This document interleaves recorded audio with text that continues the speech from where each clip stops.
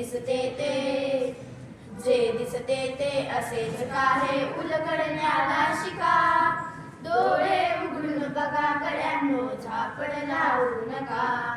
डोळे उघडून बघा गड्यांनो, झापड लावू नका. भवतालीचे विश्व कोणत्या सूत्राने चाले. भवतालीचे विश्व कोणत्या सूत्राने चाले. कोण बोलतो राजा आणि कुठले दलहाले. कोण बोलतो राजा आणि कुठले दलहाले. प्रारंभीच्या अद्भुत वाटे गगन विदाई. प्रारंभीचे अद्भुत वाटे गगन विदाई.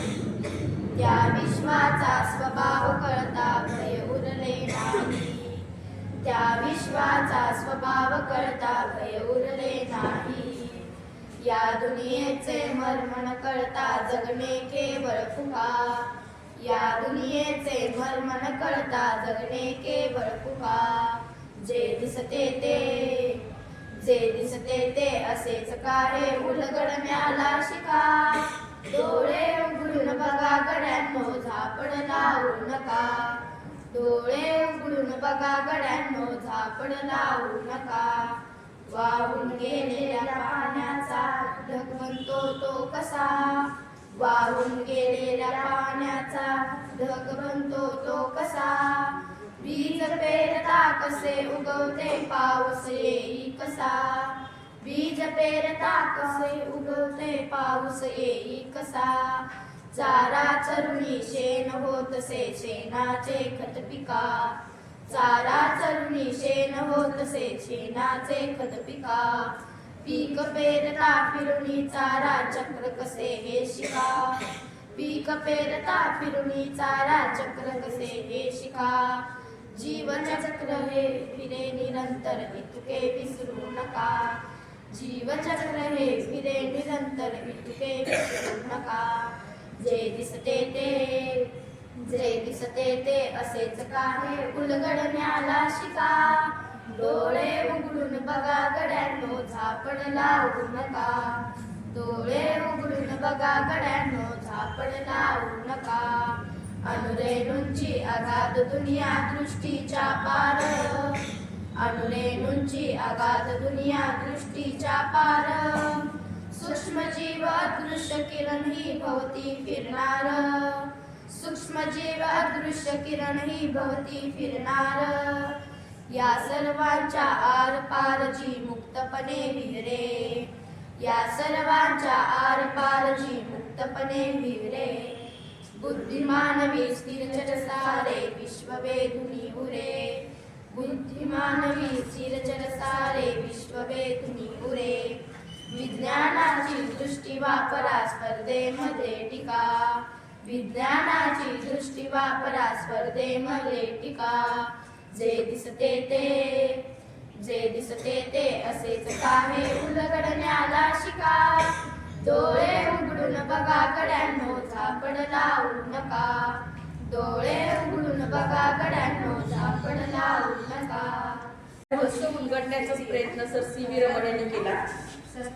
आपण सहजपणे जरी आकाशाकडे नजर टाकली तर एक गोष्ट प्रकर्षाने आपल्या लक्षात येते की सूर्योदयाच्या वेळी आणि सूर्यास्ताच्या वेळी आकाशाच्या रंगछटा या वेगवेगळ्या असतात.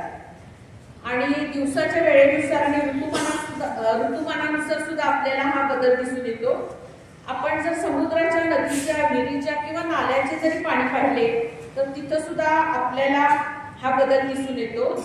यापैकी कोणतेही पाणी जरी आपण काचेच्या ग्लासामध्ये घेतलं तर आपल्याला नक्कीच आपण पलीकडचं पाहू शकतो.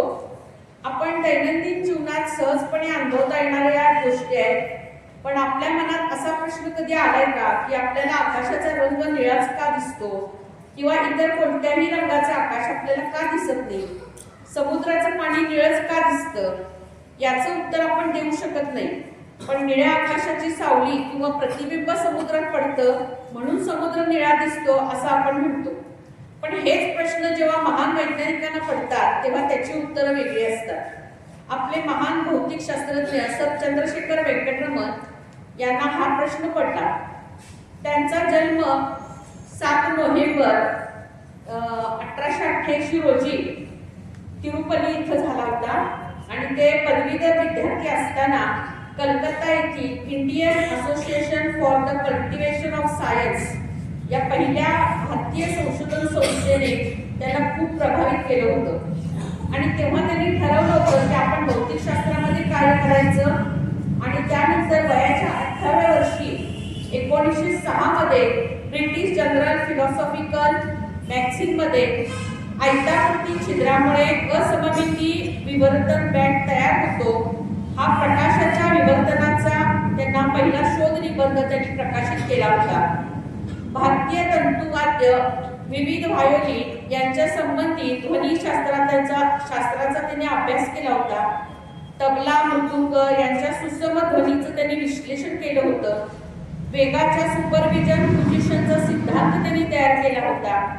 सप्टेंबर 1921 मध्ये SS नारकुंडा या जहाजावरून इंग्लंडला प्रवास करताना समुद्राच्या निळ्या रंगाचं पाणी याकडे ते आकर्षित झाले आणि अगदी जुजबी साधनं वापरून त्यांनी प्रकाशाच्या विकिरणाचा अभ्यास केला. आपला शोध निबंध नेचर या वैज्ञानिक मासिकात त्यांनी प्रसिद्ध केला. तो हा दिवस 28 फेब्रुवारी आणि पुढे 1930 मध्ये त्यांना भौतिकशास्त्राचं नोबेल पारितोषिक मिळालं आणि म्हणून आज 28 फेब्रुवारी हा दिवस आपण विज्ञान दिन म्हणून साजरा करत आहे. 1987 मध्ये वसंत गोवारीकर जेव्हा माहिती आणि तंत्रज्ञान विभागाचे सचिव होते तेव्हा त्यांनी अनेक वैज्ञानिक योजना राबवण्याचं ठरवलं. त्यात पहिल्यांदा त्यांनी 28 फेब्रुवारी हा दिवस विज्ञान दिन म्हणून साजरा करण्याचं ठरवलं. यापूर्वी ही तारीख 14 नोव्हेंबर अशी ठरवण्यात आली होती, पण त्या दिवशी पंडित नेहरूंचा जन्मदिवस असतो, बालदिन असतो आणि विज्ञानाला महत्त्व दिलं जाणार नाही म्हणून तो दिवस कॅन्सल करण्यात आला. नंतर 2 ऑक्टोबर हा दिवस ठरवण्यात आला, पण त्या दिवशी पण महात्मा गांधींची जयंती असते म्हणून तो दिवस कॅन्सल केला आणि मग सर्वानुमते विचार करून नेचर या अमेरिकेच्या वैज्ञानिक मासिकामध्ये जो शोध निबंध 28 फेब्रुवारीला रमन यांनी प्रसिद्ध केला म्हणून 28 फेब्रुवारी हा दिवस आपण विज्ञान दिन म्हणून साजरा करत आहोत. आता विज्ञान दिन साजरा करायचा आहे. मग आता तुम्ही बघितलं आपण फोटोचं पूजन केलं नाही, फोटोला हार घातला नाही, फक्त आपण एक दीप प्रज्वलन केलेलं आहे. याचाच अर्थ विज्ञान हा श्रद्धा आणि अंधश्रद्धा यांच्यामधली बिटवीन द लाईन आहे. याचाच अर्थ आपण अनेक अंधश्रद्धा किंवा अनेक आपण ज्या चुकीच्या गोष्टींना नेहमी खत पाणी घालत असतो ते टाळण्यासाठी विज्ञान दिन साजरं करणं अतिशय गरजेचं आहे. आपली विज्ञानाची परंपरा ही खूप जुनी आहे. आपल्या इयत्ता 8वीच्या पुस्तकामध्ये दिले बघा, महर्षी कणाद यांनी परमाणूचा शोध लावला. परमाणू म्हणजेच नंतर ज्यांनी शोध लावला त्यांनी त्याला सांगितलं अणु. रुदरफोर्ड, थॉम्सन ही नावं तुम्हाला माहिती आहे. त्यांनी अणु आणि अणु आतमधील अणुची रचना याचा शोध लावला. पण सगळ्यात पहिल्यांदा महर्षी कणाद यांनी सांगितलं की सगळ्यात शेवटचा जो कण आहे विश्वाचा तो म्हणजे परमाणू. याचा अर्थ भारतीय आध्यात्मिक आणि भारतीय विज्ञान हे एकमेकाच्या हातात हात घालून चालत आहे. आपले पूर्वीचे जे महर्षी होते त्यांनी अनेक प्रकारचे शोध त्या पद्धतीने लावलेले आपल्याला दिसतात. विज्ञान म्हणजे काय तर विज्ञान म्हणजे विशेष ज्ञान. ज्या ज्ञानामध्ये अंधश्रद्धा नाही पण श्रद्धा आहे असं ज्ञान म्हणजे विज्ञान. विज्ञानाचा आणि माणसाचा काय संबंध आहे तर ज्या क्षणी माणूस जन्माला आला आणि त्याने पहिला श्वास घेतला तो ऑक्सिजनचा होता आणि ज्यावेळी त्या माणसाचं निधन झालं आणि त्याचा अग्निदाह करण्यात आला त्यावेळी त्याची जी राख शिल्लक राहिली ती कार्बनची आहे. म्हणजे आपल्या जन्मापासून मृत्यूपर्यंत विज्ञान आपल्या सोबत चालतं. सकाळी उठल्यानंतर तुम्ही टूथपेस्ट वापरता ती केमिकल पासून बनलेली आहे. तिथं पासून तुम्ही चालता, बोलता, ऐकता. आता मी तुमच्याशी जे बोलत आहे ते तुम्हाला माहित आहे ध्वनीचे अवतरंग आणि अनुतरंग, संपीडन आणि विरलन या माध्यमातूनच मी तुमच्या समोर आता माझा आवाज तुमच्या कानात चाललेला आहे. म्हणजे आपली दिवसभराची दिनचर्या आपण जेवतो, झोपतोय सगळ्या गोष्टींच्या मध्ये विज्ञान आहे. चालतो, पळतो सगळ्या गोष्टींच्या मध्ये विज्ञान आहे. आपण विज्ञानाला सोडून राहू शकत नाही. नव्याचा शोध आणि जुन्याचा बोध यामधील बिटवीन द लाईन म्हणजे विज्ञान. याचं मी तुम्हाला आता विज्ञान होण्यासाठी किंवा प्रयोग करण्यासाठी मुलांना खूप मोठ्या लॅबोरेटरीची गरज असते असं नाही आहे. याची मी तुम्हाला एक 2-3 छोटी छोटी उदाहरणं सांगते. ही आता 10वीची एक मुलगी जिला प्रोजेक्ट करायला दिले होते आणि ते प्रोजेक्ट लिहून झाल्यानंतर ती पिना मारत होती स्टॅपलरने आणि अचानक स्टॅपलर मधल्या पिना संपल्या. ती अस्वस्थ झाली आणि तिने विचार केला की आता काय केलं पाहिजे. मग तिनं काय केलं, दुसऱ्या पिनांचा जेव्हा बंच त्या स्टॅपलर मध्ये घातला तेव्हा शेवटच्या 5 पिनांना तिनं नेलपेंट लावलं. आता काय झालं, ज्या क्षणी ती नेलपेंट लावलेली रंगीत पिन आली तेव्हा लक्षात आलं की स्टॅपलर मधल्या पिना संपणार आहेत. किती साधी गोष्ट आहे, आपल्या लक्षात सुद्धा ही येऊ शकली नाही. दुसरं एक उदाहरण आहे. घरामध्ये आता सध्या सगळ्यांच्या घरामध्ये गॅसची शेगडी असते आणि वारा आल्यानंतर आई स्वयंपाक करत असते, बहीण स्वयंपाक करत असते आणि वारा आला तर तो गॅस दिसतो. एका मुलानं ते पाहिलं की स्वयंपाक करताना जर पंखा, आईला तर गरम होते पण पंखा लावला तर गॅस दिसतो, म्हणून त्यानं काय केलं, 2 जी बटणं असतात तिथं मध्ये छेद केला आणि 4 व्हीलर मध्ये जो एसीचा स्लॅब असतो तो त्यानं काढला आणि त्या छेदामध्ये बसवला आणि पाठीमागच्या बाजूने पंखा लावला. म्हणजे जेणेकरून गॅसच्या शेगडीला तो पंख्याचं वारं जात नव्हतं आणि आई जर समोर उभा राहून स्वयंपाक करत असेल तर तो स्लॅब बरोबर समोर आणायचा. आई इकडे गेली की स्लॅब तिकडे सरकवायचा, इकडे गेली की इकडे सरकवायचा. म्हणजे त्याने किती छान डोकं लावलं. आणि हे जेव्हा त्यावेळेचे नरेंद्र मोदी हे पंतप्रधान आहेतच आता, पण त्यावेळी जे तेच होते त्यांनी ते पाहिलं आणि त्यांनी गॅस निर्मिती करणारे जे अधिकारी लोक असतात त्यांना ते प्रयोग दाखवला. तर त्या मुलाला त्यांनी सांगितलं की आम्हाला तुझं हे पेटंट तू विकतोस काय. तो मुलगा म्हटला मी विचाराधीन आहे. म्हणजे असे प्रयोग केल्यानंतर, क्रिएटिव्हिटी केल्यानंतर तुम्हाला त्याचं पेटेंट मिळतं आणि त्या पेटेंटमुळे तुम्हाला लाखो रुपये मिळवता येतात. तो छोटा मुलगा इयत्ता 8वीचा आणि त्याला गॅसचे अधिकारी विचारतात की आम्हाला हे तू पेटेंट विकतोस काय, आम्ही तुला लाखो रुपये देतो. म्हणजे नवीन येणाऱ्या गॅस शेगड्यांना त्या पद्धतीनं करता येईल. आणखी लक्षात घ्या की प्रयोग करण्यासाठी काही नाही, तुमच्यामध्ये असंच का होतं ही जिज्ञासा पाहिजे आणि काहीतरी क्रिएटिव्ह करण्याची तुमच्याकडे धमक पाहिजे. एक मुलगा घरामध्ये मक्याचं कणीस सोलत असताना त्याच्या लक्षात आलं की नख दुखतात. आपली आजी, आपली आई मक्के सोलून आपल्याला दाणे देतात बघा, तेव्हा ते आपलं नख दुखतं हे लक्षात आल्यानंतर त्या मुलाने काय केलं, एक छोटासा पाईप घेतला, त्या पाईपला आतमधून मोळे असे ठोकले बरोबर काही अंतरावर, त्यात आतमध्ये मक्याचं कणीस घालून असं फिरवलं की मक्याचे दाणे आपोआप पडतात. किती छान जुगाड केला बघा त्याने. आणखीन एक मुलगा ज्याच्या असं लक्षात आलं की आता शेतीसाठी मजूर मिळत नाहीये. एका खुरप्याने एक मजूर खुरपतं हे तुम्हाला माहिती आहे. शेती एकाच्या हातात एकच खुरपं असतं. मजूर मिळत नाही म्हणून त्यानं काय केलं, एक आडवा रॉड घेतला, त्याला एक उभा रॉड बसवला पकडण्यासाठी आणि त्या आडव्या रॉडला 5 खुरप्यांची समोरची जे असते की नाही लोखंडी ते बसवलं. आता मजूर मिळालं नाही तर एक ते जे आहे खुरपं ते असं फिरवत गेलं की आपोआपच 5 मजुरांचं काम होऊन जातं. म्हणजे अशा पद्धतीनं आपल्याला येणाऱ्या प्रॉब्लेम मधनं त्याचं सोल्युशन आपणच सोडवायचं असतं असं मला वाटतं. त्याच्यानंतर अनेक शास्त्रज्ञांनी, आता आपल्याला माहित आहे पहिली रेल्वे डलहौसी यांनी सुरू केली आणि ही सुरू करत असताना 1853 मध्ये बोरीबंदर ते ठाणे अशी ही रेल्वे गेली. त्या रेल्वेमध्ये त्यावेळेची भारतीय लोक बसायला तयार नव्हते. त्यांना वाटत होतं की ही भुताटकी आहे, ही जातं कसं काय पुढं. अक्षरशः डलहौसी आणि नानाशेठ शंकर यांनी पैसे दिले की आम्ही तुमचं तिकिटाचे पैसे भरतो, फक्त रेल्वेत जावा. त्यावेळी 34 प्रवासी त्यातनं प्रवास करून गेले होते. म्हणजे ही आपल्या भारतीय समाजाची मानसिकता आहे. विज्ञान म्हणजे चमत्कार आहे आणि लोक चमत्कारालाच नमस्कार करतात. नारळ फोडा पण डोकं फोडू नका.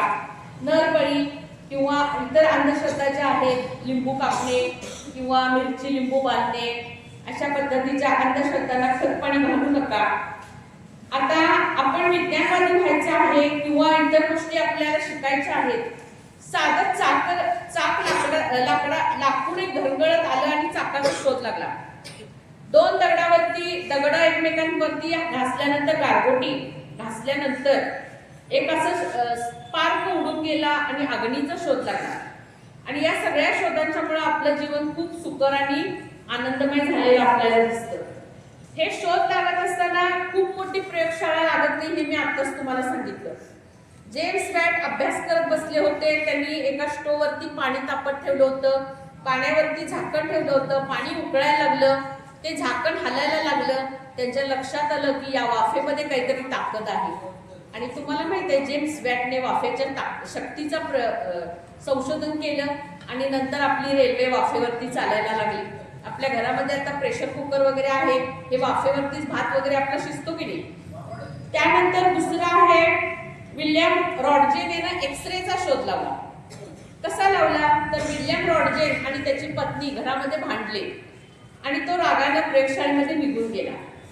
त्यानंतर त्या पत्नीनं घरी जेवण केलं आणि ती त्याची वाट बघत बसली.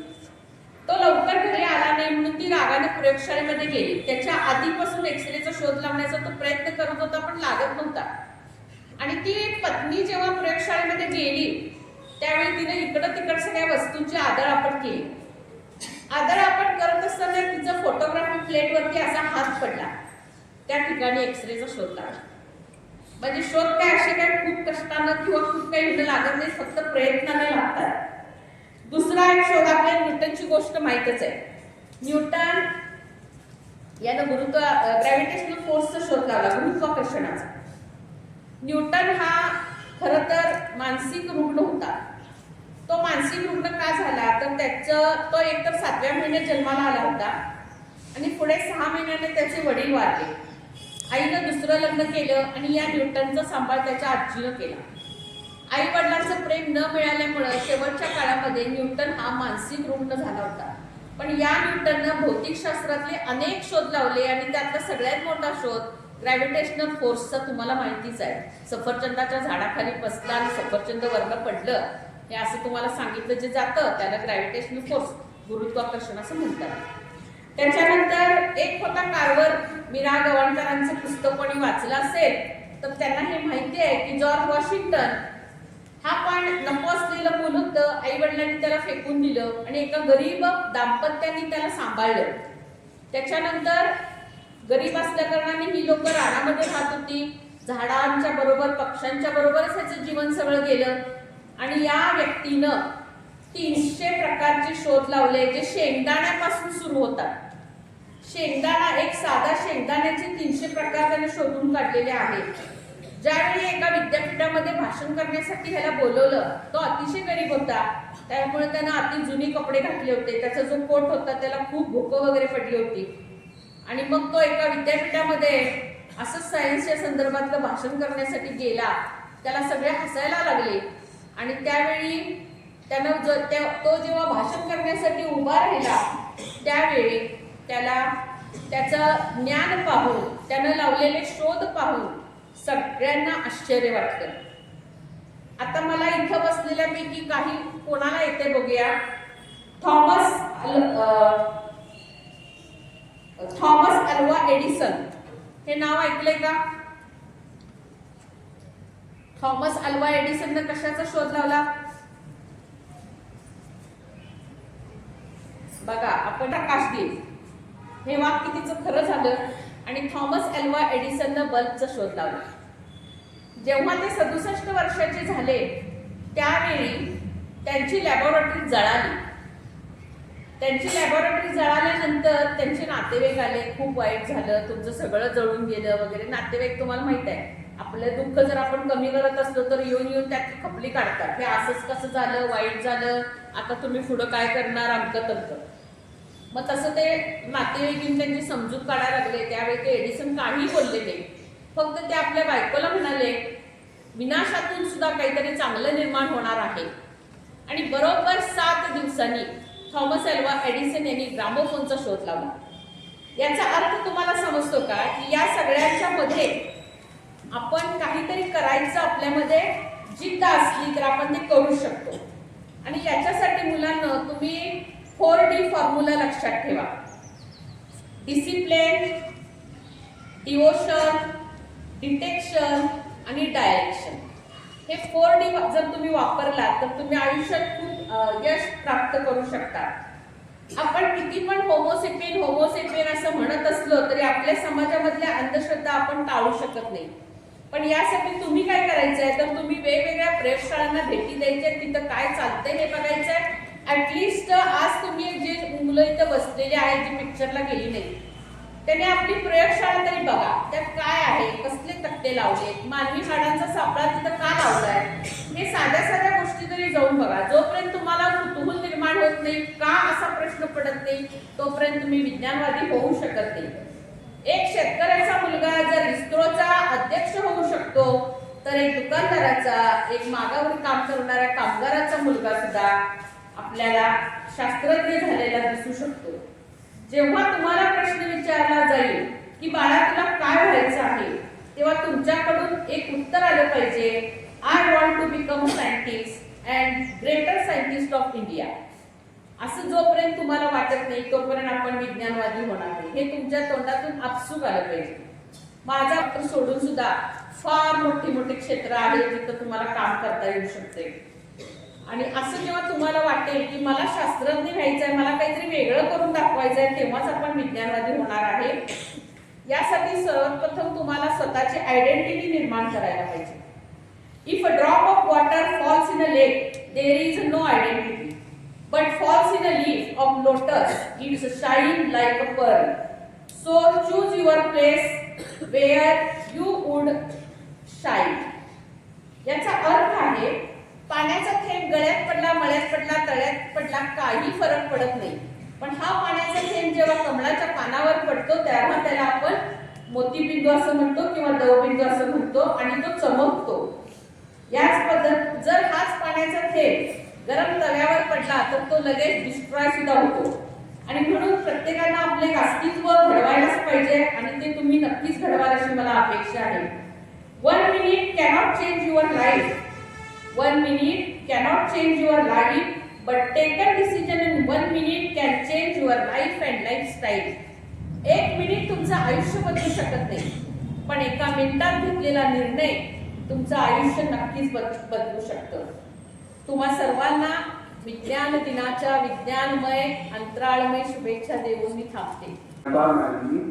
अतिशय चांगल्या पद्धतीने विज्ञानातील छोट्या गोष्टी कशा आहेत आणि त्याच्या पाठीमागचं रहस्य काय आहे, किती मोठी माणसं अतिशय छोट्या प्रसंगातून घडत गेली. आपण जे नाव ऐकतोय न्यूटन, एडिसन, यांच्या आयुष्यात ते प्रसंग त्यांनी सांगितले. त्याचबरोबर आपल्या देशातल्या कितीतरी गोष्टी सांगितल्या की ज्या आत्ताच्या युगात सुद्धा आहेत, त्याची दखल घेण्याजोगी आहे. या सगळ्या गोष्टी आपल्याला आपल्या लायब्ररीमध्ये पाहायला मिळतील. विद्यार्थी मित्र, डॉक्टर बोडके यांचे विज्ञान विषयावरील छोटी पुस्तक आहे. का, कधी, कोठे, कसे, केव्हा अशी ती मालिका आहे. विज्ञान आपल्या प्रशालेमध्ये जी पुस्तकं आहेत, आपण त्या निमित्तानं ती पुस्तकं वाचली पाहिजे. तरच संपादकांनी इथं ज्या पद्धतीनं तुम्हाला उद्बोधित केलंय त्याचं काहीतरी फलित निर्माण होऊ शकेल. आणि विज्ञानामध्ये प्रयोगाच्या नंतर निष्कर्ष, अनुमान, फलित आवश्यक असतं, जे तुमच्याकडून येणार. आज राष्ट्रीय विज्ञान दिनाच्या निमित्तानं संपादकांनी आपल्याला अतिशय छान माहिती